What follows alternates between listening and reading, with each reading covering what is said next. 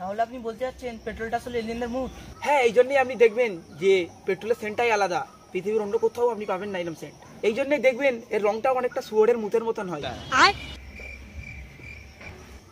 আসলে আজ থেকে অনেক বছর আগে মানুষ পেট্রোলে যাই কেরোসিন ব্যবহার করতো। তো একদিন একটা রকেট মহাকাশ থেকে আটকে পড়েছিল, কারণ তার কেরোসিন শেষ হয়ে গেছিল। তো একটা ভ্যানচোদ এলিয়েন এসে বললো আমি মুতে ট্যাঙ্কে ভরে দেবো। সে মুতার সঙ্গে সঙ্গেই ইঞ্জিনটা তাড়াতাড়ি স্টার্ট হয়ে গেল। এটা দেখেই বিজ্ঞানীরা সব অবাক। তারা তাড়াতাড়ি এলিয়েনটাকে বেঁধে পৃথিবীতে নিয়ে চলে এলো। তাহলে দাদা সেই এলিয়েনটার নাম কি? নাম নেই লুঙ্গা, গুগল করলে না। তো তারা তাড়াতাড়ি এলিয়েনটাকে পৃথিবীতে বেঁধে নিয়ে এলো। আসার পরে একটা সিগারেট মিশন চালু করলো।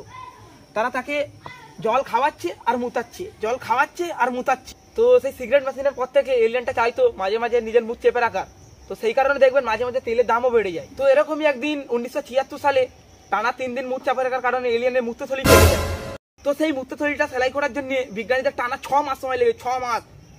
সেই 6 মাস পৃথিবীতে পড়া পেট্রোলের জন্য হাহাকার পড়ে গেছিল, হাহাকার। কিন্তু দাদা এলিয়েনের বন্ধুরা এলিয়েনকে বাঁচাতে আসেনি?